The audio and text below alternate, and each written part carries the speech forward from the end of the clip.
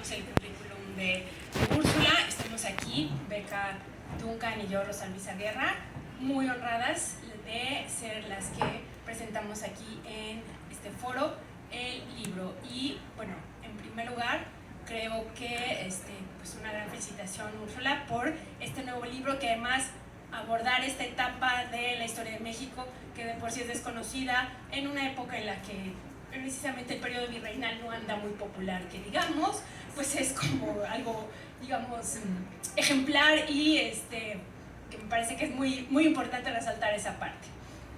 Y bueno, pues nos gustaría, creo a todos, un poco que nos comenzaras compartiendo de dónde surge tu gusto por la época virreinal, por la Nueva España, y por qué este libro está aquí.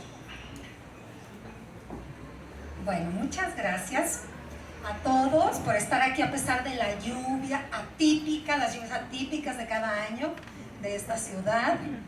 Algunos que se arriesgaron el empleo para venir, el pellejo, y a mis queridas amigas, por supuesto, Rosa Luisa y Beca, que las obligué a leer el libro, les hice mano de puerco. No es fortuito que estén ellas. Ahora hay una tendencia en las presentaciones de libros a no pedirle a los que son especialistas en ese mismo tema, que entonces hablan como en círculos concéntricos, en cosas que solamente ellos entienden, sino a especialistas en otras disciplinas que pueden entrar al tema desde otro punto de vista. Disculpen mis uñas de ñorca, me las puse y luego dije, ¿qué hice? Eso es culpa de mi ahijada, no voy a decir el nombre porque le da cringe. Ella las escogió y luego dije que bueno, no se me las vean. Y entonces, bueno, las escogí porque me gusta mucho la visión que ambas tienen sobre la disciplina histórica, sobre el pasado.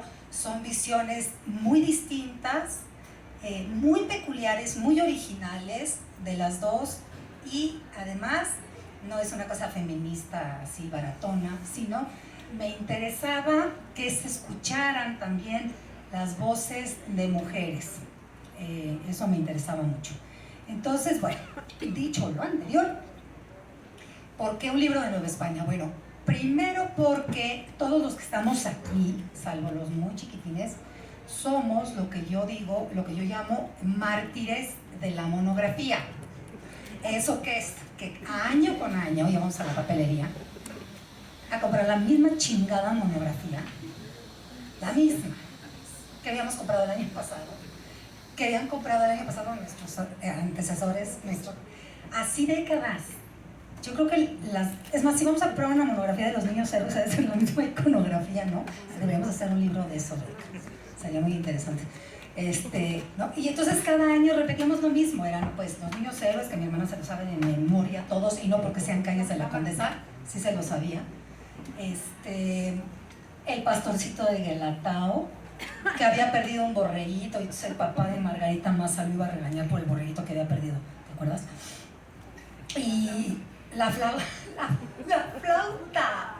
¿Por qué una flauta? Yo creo que eso era una idea de Echeverría, de cuando fue a Japón y oyó a los japoneses tocar la flauta de agua y nos obligaron a nosotros a tocar la viquina.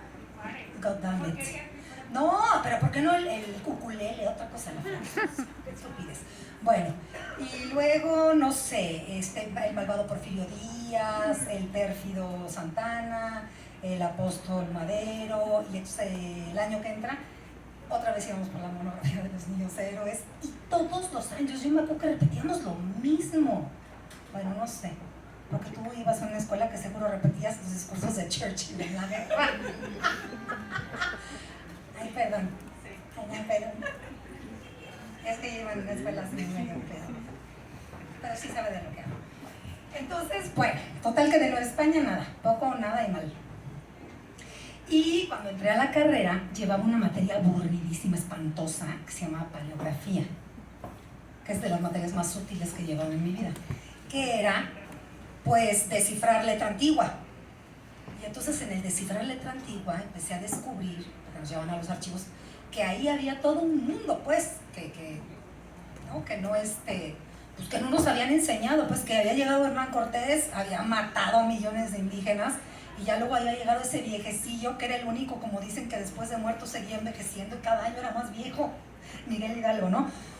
Y que no había pasado nada en ese lapso de 300 años. Y entonces me empecé a adentrar cada vez más y empecé a encontrar cada vez más peculiaridades en este mundo, y entonces me parecía que era muy importante que la gente, pues, pon tú que le cayera mal Nueva España, pero por lo menos que supiera algo, que no, pues no sabíamos nada, no habíamos oído nada, no teníamos ni idea.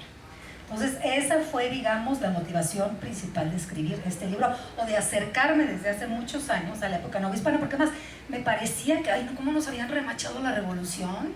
Ay, bueno, a ti te encanta el muralismo. No, nada, es que me quiero poner en sintonía con tus fans confundidos. No, los postcoloniales, tus fans confundidos de Twitter, como dice Grace Kelly. Bueno, y la independencia, que también era, siempre lo mismo, ¿no? La pérdida del territorio, las leyes de reforma. Y bueno, pues a grandes rasgos, pues tengo, sí, pues no echen muchas cuentas, no sean malditos, pero tengo como 25 años dedicándome a Nueva España.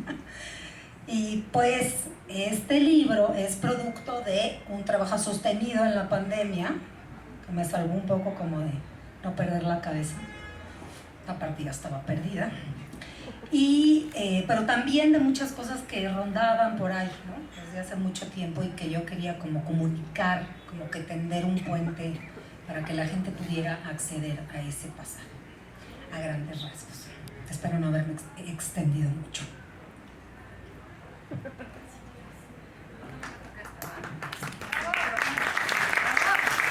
Muchas gracias, Úrsula, por pensar en mí. Qué manera tan elegante de decirme ignorante al principio. La intención es invitar a gente que no sabe. Ahorita es una cosa de Pimpinela.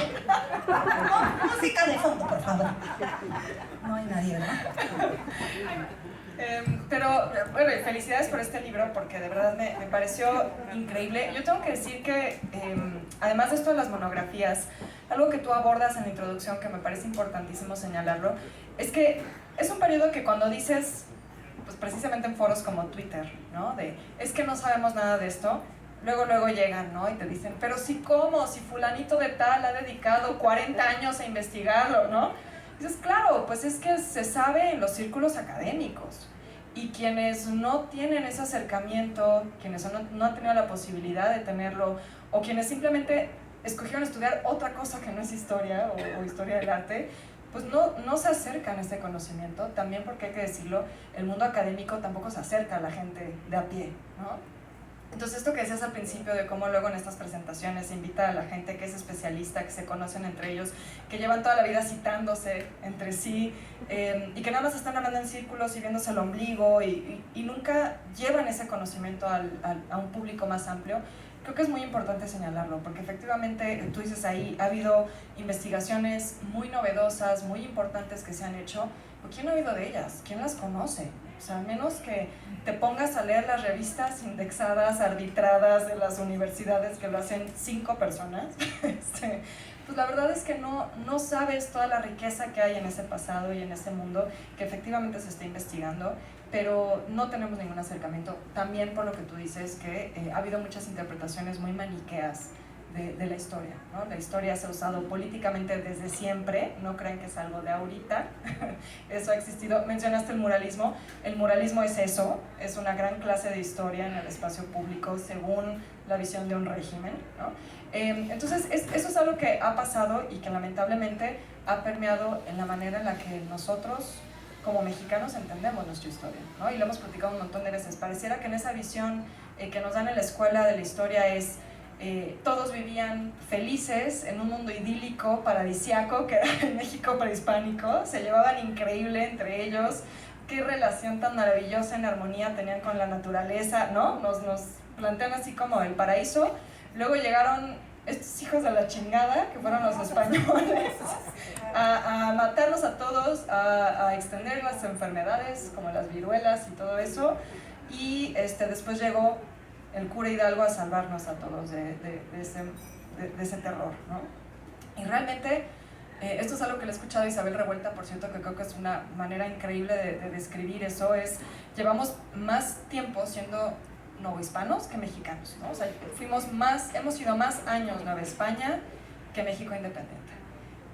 Y creo que eso es bien importante también para entendernos como sociedad, o sea, toda esa parte que estamos negando, que no queremos voltear a ver, porque es incómodo, ¿no? Porque es difícil, pues de pronto nos estamos perdiendo de entender algunas claves que explican quiénes somos los mexicanos hoy. O sea, hay muchas cosas que yo estoy convencida y me convencí más después de leer tu libro, tengo que decirte lo que siento, que aprendí un montón. O sea, yo justo como una historiadora del arte que nunca realmente le he entrado al virreinato, que siempre me ha costado mucho trabajo entenderlo, siento que aprendí muchísimo y entiendes mucho del presente a veces, si volteas a ver el pasado, y creo que sobre todo ese momento. Tantas tradiciones, tantas costumbres que tenemos, tantas prácticas cotidianas que hay en nuestro día a día que vienen de una raíz novohispana, vienen de la cultura que se formó en ese momento y no estamos conscientes de ello hasta que llega gente como la doctora Úrsula Camba que nos lo revela, ¿no? Entonces, a mí eso fue algo que me encantó de tu libro y que celebro muchísimo que haya visto la luz.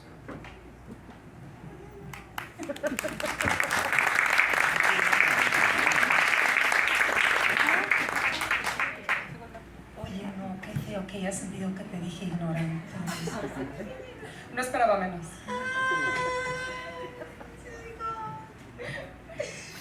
No, al contrario.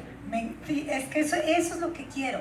Alguien que no está familiarizado con el tema y que me diga, sí lo entendí y sí aprendí, porque pues eso, estarse leyendo, ay, si mi compadre sacó un libro, ahora mi compadre sacó otro libro, mi compadre sacó y así están, y tienen 20 años. Sí se le gana. Pues yo creo que lo ojean por encima y luego se plagian a alguien y lo publican como sus... O luego están los que se autoplagian, los que sí se los que se repiten, sí. Como dije en el libro.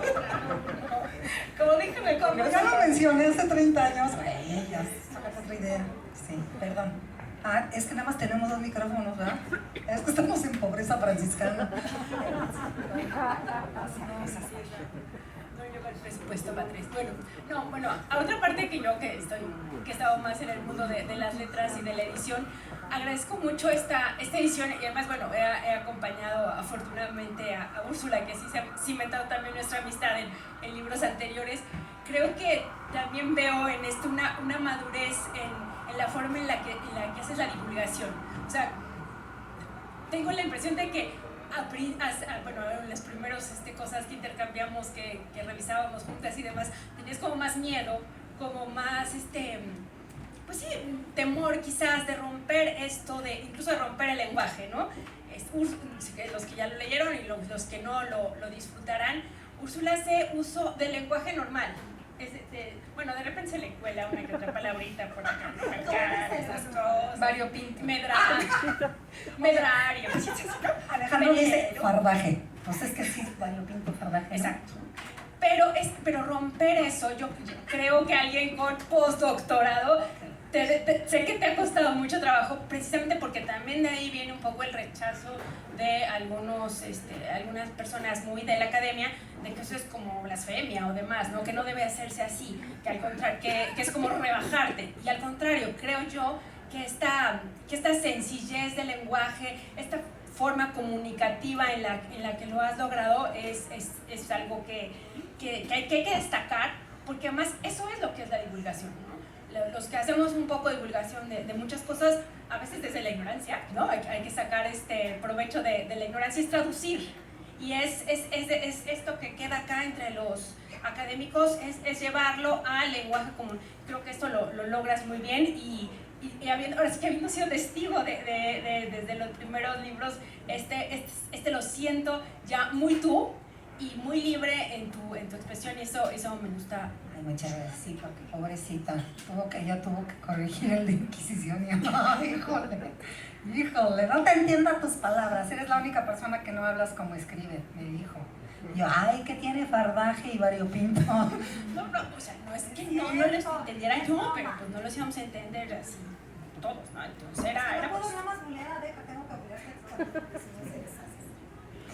Pues no, este tema que menciona Rosa Luisa creo que también es bien interesante sobre este libro. Yo justo se lo comentaba aquí al colega, ¿verdad? Al colega historiador, que yo sentí un poco como que te estaba leyendo en Twitter. Y eso me gustó un montón, o sea, porque creo que tú eres de las personas que ha entendido muy bien cómo acercar este conocimiento histórico a un público mucho más amplio a través de herramientas como las redes sociales. Justo así lo comparativo ahorita que mencionabas el libro de Inquisición, ¿no? El libro de Inquisición, siento que sí hay este temor por dejar de lado lo académico, como que todavía quieres escribir en ese registro, comunicarte en ese registro. Y acá también me gustó que el formato son realmente como ensayos muy cortos. Entonces siento que casi hay unos que, pues, que podría ser un hilo en Twitter, ¿no? Y creo que eso también es algo que tú haces muy bien, es que incluso a veces ni siquiera con hilos, porque tú haces pocos hilos. Tú eres más un tweet contundente, ¿no? O sea, hilo, uno de 504, no, por favor. No, parece pero, que compro la historia de la belleza de Humberto Eco, ¿cómo se llama esa cosa? Muchísimas gracias. Justo, o sea, creo que eso es lo que se ve aquí, es que son textos muy cortitos, pero que, digamos, son muy densos en cuanto a la información que compartes en ese texto, a pesar de ser corto. O sea, hay unos de 2 páginas, ¿no? Realmente, como esa capacidad de síntesis que tienes, la verdad te la admiro muchísimo. Se acabó la pobreza franciscana. Venga el derroche del López Portillismo. Administraremos abundancia. No, no, sí, solo me parece interesante y te preguntaría si crees que esa experiencia que has adquirido con los años de comunicarte en un medio que te limita tanto en cuanto a caracteres y palabras ha permeado en tu escritura ya cuando lo pasas a un libro.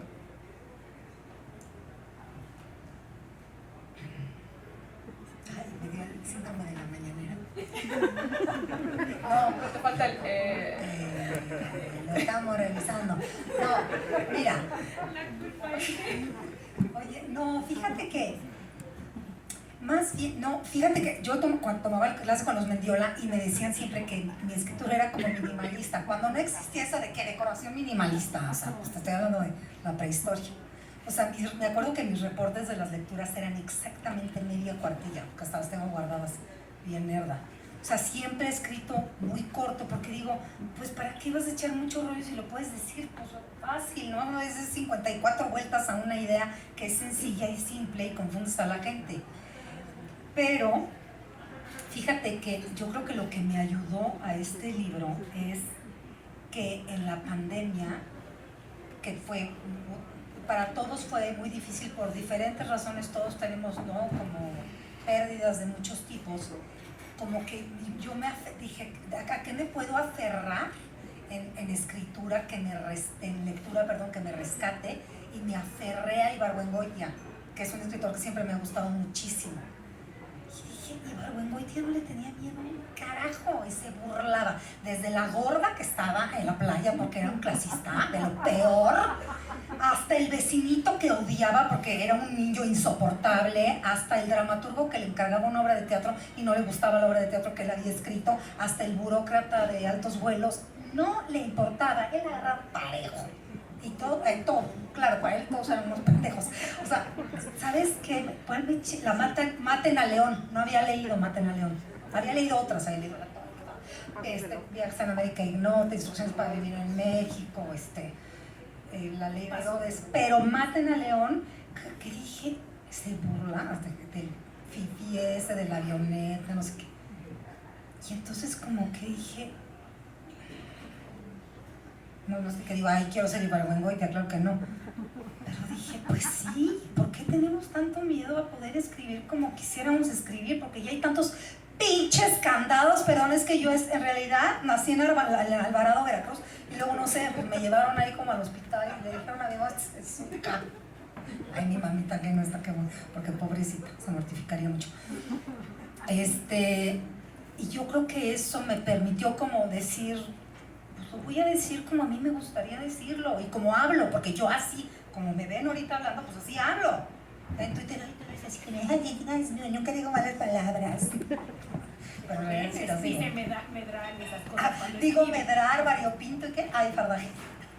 Ay, sí, oye, con el que grabé, me dice, ay, es que usas unas palabras que me distraen. Y yo, ve al diccionario, usas inculto. Pues es que no voy al diccionario, entonces las tengo apuntadas ahí porque están muy difíciles. Yo, pues es que hay que, no sé, ¿no? Hay que expandir también el lenguaje. El castellano es muy preciosísimo, yo digo, ahí tiene muchas palabras.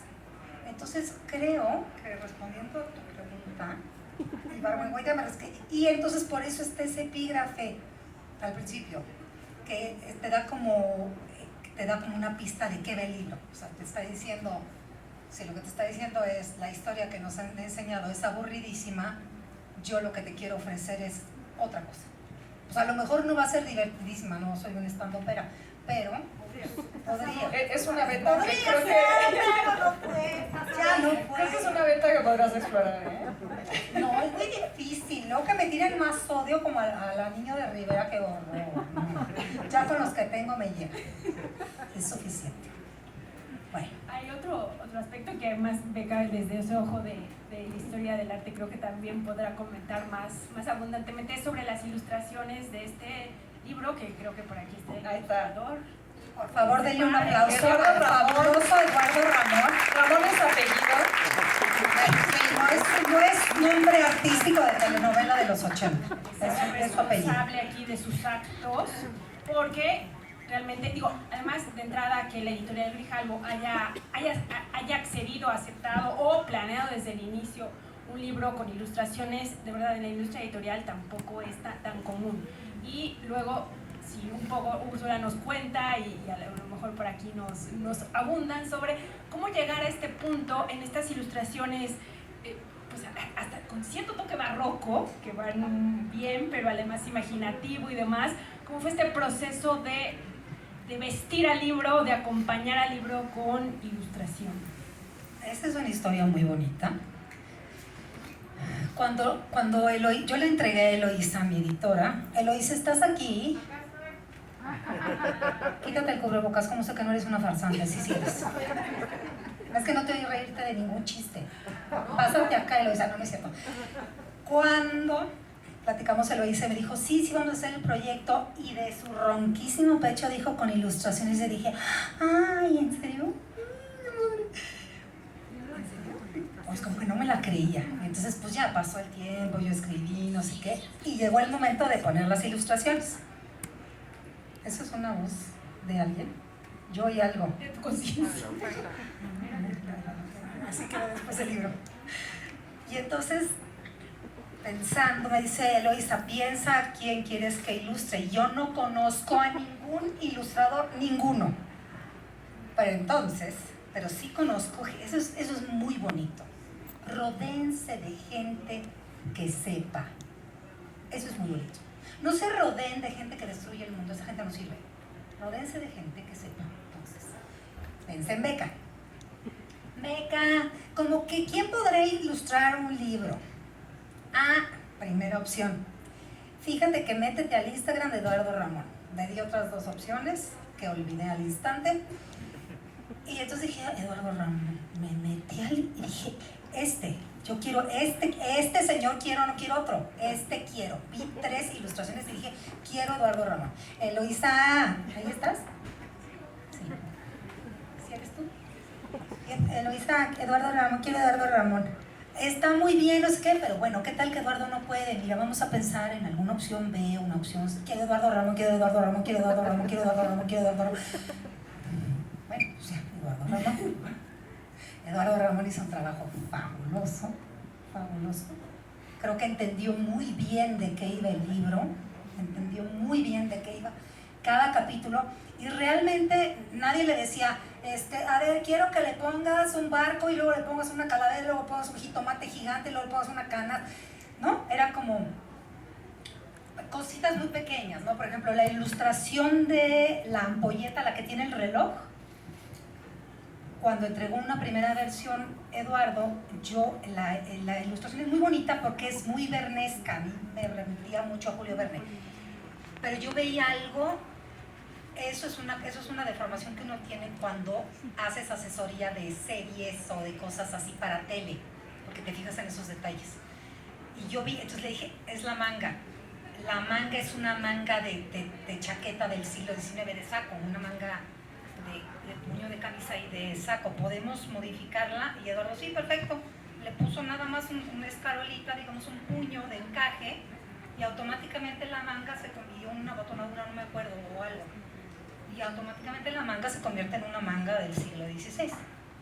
Pero eran cosas pequeñísimas, porque él ya en la cabeza ya había armado perfectamente como, pues, de qué iba el capítulo sin que nadie le dijera, lo quiere, ¿no? Bueno, no sé, a lo mejor Eduardo dice, ay, qué pesadilla esta señora, cómo me cambiaba, dice que es un detalle, me cambiaba 54 cosas, me tenía harto. Okay, no le daremos el micrófono para ir. O sea, a ver, quítate el cubrebocas para ver qué cara estás poniendo, Eduardo, y si te damos la palabra o no. Yo solo quiero intervenir rapidísimamente, que yo justo pensé en él, porque conociéndote y conociendo tus temas, yo decía, el que le va a dar en el clavo va a ser él, o sea, el que le va a gustar, el que va a entender, porque además lo conozco, sé que es alguien que también tiene un amor por la historia, que le gustan esos temas, que además, sí, tiene esta capacidad de, como de entender la esencia del texto, y justo sabía que esta parte que hace muy bien Eduardo del collage, a mí también me remite mucho como a la ilustración de los libros de Julio Verne, todo eso. Entonces yo sentía que como que él iba a entender también precisamente este estilo barroco, ¿no? Como todo lo que el libro debía reflejar, y pues alguien tenía que nivelar lo poco barroca que eres tú con el lenguaje, alguien tenía que venir a equilibrarlo. Pero fíjate lo que es la ignorancia. Antes de decirme métete al Instagram, él hace collage. ¿Y sabes qué pensé yo? Todos se están riendo, pensaron lo mismo que yo. Claro que sí, pensaron en la revista Kena de octubre, o en la Tú, en la Eres, y recorta un cucharón, recorta una chambrita, pégala en una cartulina, claro que sí. Yo sí, pues cuando me dijo collage, dije, bueno, pues no, me voy a meter al Instagram a ver el collage, y pues no era collage ese de revista Tú. Perdón, quería decir eso. Pero yo siempre que me entrevistan, siempre digo la fabulosa Beca y el fabuloso Eduardo Bueno. Porque como no me dejan hablar. ¿La verdad? ¿Digo la verdad o no? Dila que edito y yo te digo, a ver si. No, pues digo, yo no sé hablar, pero...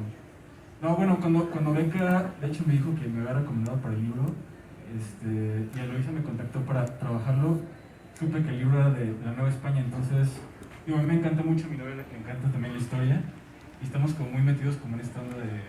Nos gusta mucho en realidad el tema. Se me hizo como fácil en el sentido de saber qué material lo iba a utilizar, porque si hago collage es como hacer un rompecabezas de 1000 piezas para hacer una ilustración, y justo para el libro como que fue fácil porque me ha tocado ilustrar muchos libros y es muy difícil porque el autor tiene una idea muy específica, el editor, la editorial, y nunca terminas como contento con el resultado porque es como 30.000 cambios, pero esta ocasión fue fácil porque hubo mucha apertura a lo que yo proponía, y justo los detalles pequeños como de la manga, etcétera, era como cambios muy pequeños para lo que yo tenía en mente, entonces fue muy fácil el proceso de realizarlo.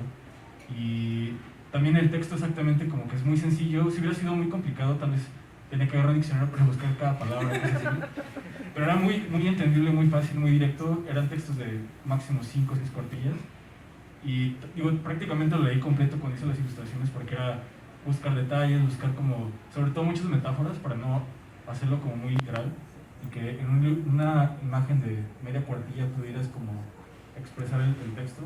Es muy difícil, pero creo que fue muy fácil el proceso en realidad. Y gracias también a Eloisa, que fue muy abierta con todo el proceso de trabajo.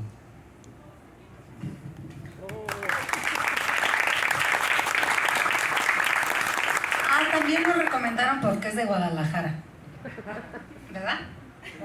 Ay, sí, un aplauso a Eloisa.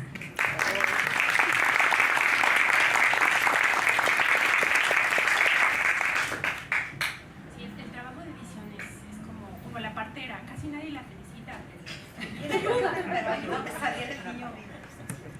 Bueno, yo tengo a raíz de